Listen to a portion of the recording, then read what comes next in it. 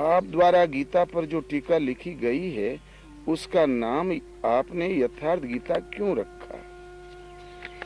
एक तो यथार्थ का अर्थ होता है सही, और दूसरा यथार्थ होता है यथा अर्थ, जैसा था वैसा अर्थ। भगवान श्री कृष्ण ने जब कहा, उपदेश दिया, उस वक्त उनके मनोगत भाव क्या थे, उसकी अभिव्यक्ति ही यथार्थ होती है, और वो तब संभव होती जब भगवान खुद पढ़ावे।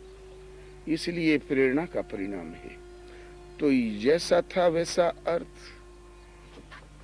और इसलिए इसका नाम यथार्थ गीता रखने में आया कि अर्थ स्वाभाविक है। लिखते समय भी जहाँ जहाँ उलझन, लिखने की प्रेरणा भी भगवान ने दी। लिखते समय भी जहाँ जहाँ भूल ही टोक दिया, ये ठीक नहीं वो ठीक, हमसे मतलब, हमने कुछ किया ही नहीं, हमें कोई श्रेय नहीं। हम गीता इसलिए नहीं लिख रहे थे कि इससे पुण्य होगा, कल्याण होगा, कि भगवान की वाणी, कुछ नहीं।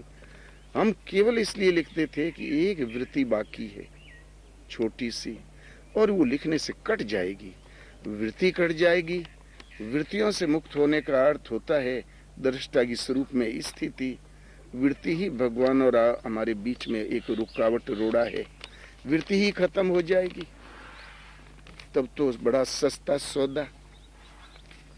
हम अपनी वृत्ति को काटने के लिए उसमें लगे, और जब लिख गई तो भगवान से हमने पूछा, क्यों वृत्ति कटी कि नहीं? बोले अभी इंग्लिश में ट्रांसलेट। तो 3 बार ट्रांसलेट करवाया, जब तक सही नहीं उतरी तब तक लगे ही रह गए। फिर एक अंग्रेज सज्जन आए अमेरिका से, उनको कहीं गीता मिल गई थी काशी की होटल में, तो गीता का एड्रेस पढ़ के वो हमारे पास पहुंचे। हमने कहा कैसी लगी? बोले महाराज, भारत से जो कोई भी लेख जाते हैं अमेरिका में, भारत की विद्वानों के लिखे हुए, हम लोग अवश्य पढ़ते हैं, शायद कोई रास्ता मिले शांति का। किंतु अब तक जो कुछ हमने लेख पढ़े इधर से चलने वाले, उन सब से ये अच्छी भाषा है, मैं भली प्रकार समझ रहा हूँ। तब हमने समझ लिया कि इंग्लिश ट्रांसलेशन अब सही हो गया। उन्होंने एक बात कहा, बोले भारत की और क्यों मुखातिब हैं? बोले महाराज, हम लोगों के यहाँ पैसा बहुत है, सब कुछ है, केवल संस्कृति नहीं है और भक्ति नहीं है। उस संस्कृति और भक्ति की तलाश में हम भारत आते हैं। इसके बाद हमने भगवान से प्रार्थना निवेदन नहीं किया कि वृत्ति हमारी कटी कि नहीं। तो हम केवल अपनी वृत्ति काटने के लिए उलझे हुए थे। धर्म है तो महत्व होगा, तो कल्याण होगा, वो दृष्टि नहीं थी हमारे पास। लिखने में आ गई।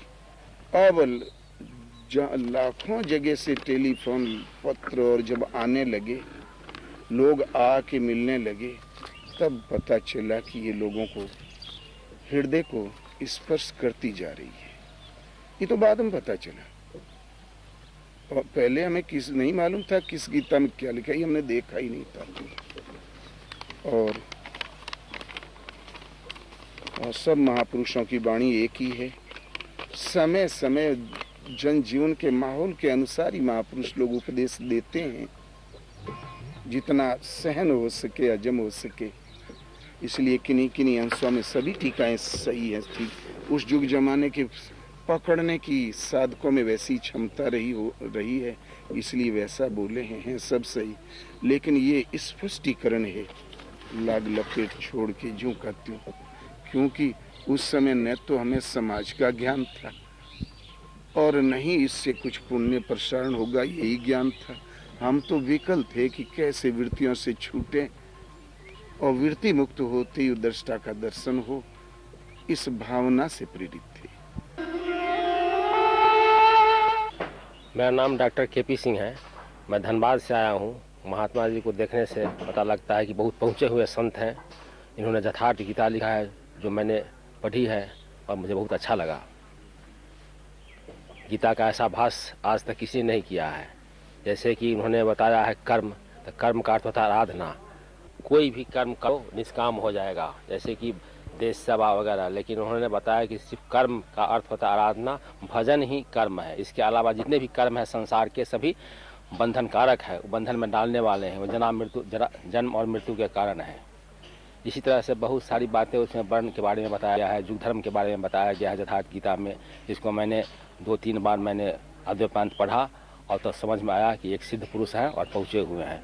कोई उस स्तर तक पहुँच करके ही गीता का ऐसा भाष्य लिख सकता है और महाराज जी ने ऐसा लिखा है, इसलिए मेरे विचार से ये बहुत ऊंचाई तक पहुँचे हुए परम संत हैं।